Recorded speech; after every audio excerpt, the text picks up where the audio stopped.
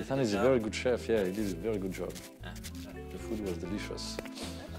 And I was eating, so it was nice. I didn't have to cook last night.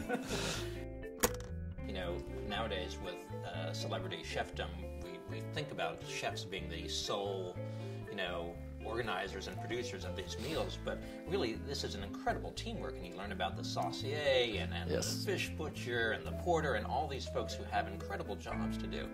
Yes. And I was wondering, which job do you think is the toughest? It depends. I mean, to be the butcher is not easy because the guy sees, I don't know, many 100 pounds of fish every day and has to decide if the quality is good for us, or we keep it or send it back, and then he has to fillet the fish, portion the fish, make sure it's no bones, no scales, and you know, he has his hands in ice cold temperatures all day long, so it's not an easy job. The saucier is the one that I admire the most because I think for a cook, it's the ultimate level in cooking. Then you become sous chef or chef, but that's management title. Saucier is the most esoterical part of the kitchen. You know, sauces are very ethereal, and you cannot measure the flavor of a sauce with a ruler, or you cannot weight the flavor of a sauce. It's all in your mind.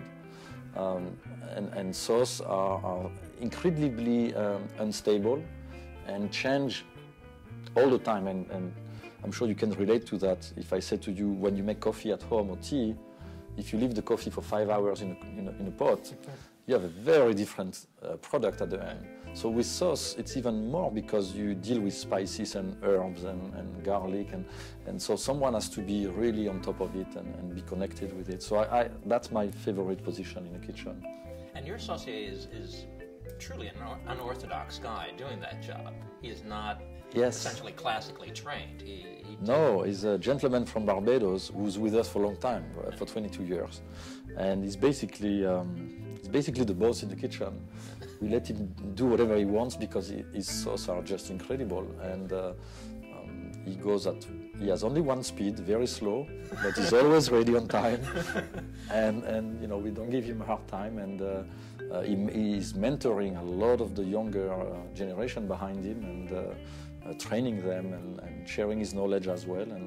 And I, of course, work very closely with him to decide of the profile of the flavor profile of the sauce or the broth that we want to make to elevate the fish. There's a list of all the sort of front of house problems that can be spotted in a second, in terms of like the linens and the staff, and are they talking or? Yeah, you're talking about the 129 cardinal sins. Yes, 129 cardinal sins that you could spot, or Mickey could spot in a second walking in, right? Well, yeah. I mean, most of the captains and the old timers, we have pretty good eye at spotting things. But that list started with 50 cardinal sins, and it's evolving all the time. Today, actually, as of last week, we were at 136. So we always find situations that we didn't think about, or suddenly we say, oh, we're going to document, and we give that list to everyone in a dining room.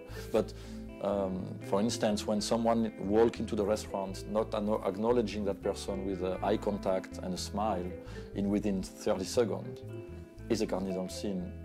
People come to the restaurant, want to be acknowledged. I don't want to go to a place and be ignored and have the hostess discussing something in the back and the manager somewhere else, and I think it's important. I've left restaurants because nobody has acknowledged me within a certain frame of time. I think it's definitely important. If you have a fingerprint of your waiter on your plate, it's not really something that you want to see. I have seen waiters flirting with beautiful ladies, and you don't really want to see the busboy talking and flirting with the clients. And so those things are in our list. They are logical. French. You won't support the flirting? Not really when we are serving. No, okay. Especially if it's not, you know, if it's your decision to do that and not the decision of the lady. It's Right. even a bigger cardinal sin. You mentioned some people who were very important to you in terms of where you are now, but is there one specific person that you think is truly your great mentor? Well, I always consider that I had three mentors. One being Joël Robuchon, who really taught me discipline and technique and a search for excellence, which you never find, but the search is the most important, I guess, aspect of it. And Jean-Louis Paladin was a chef that was in Washington, D.C., one of the pioneers in America to bring growers and producers and farmers and chefs together, who taught me how to free my mind and be creative. Without him, I would have been a robot. Or maybe not, I don't know, but I think so.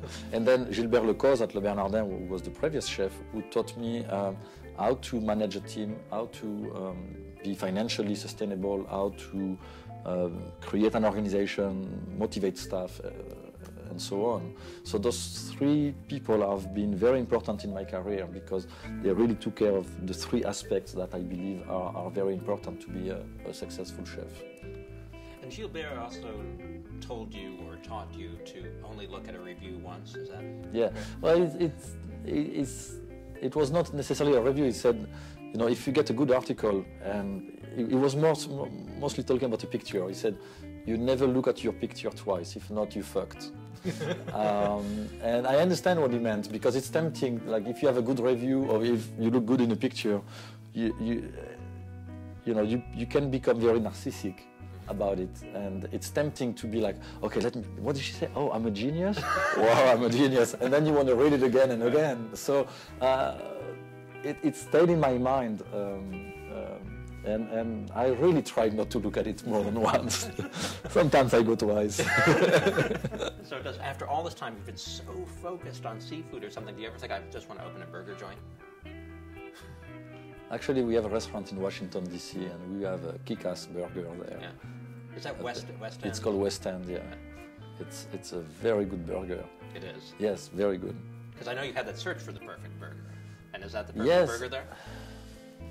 In many ways, yes. You know what I did? I went to McDonald's and Burger King and all those places, and I analyze what makes those places successful. What is it that we like, or except the price?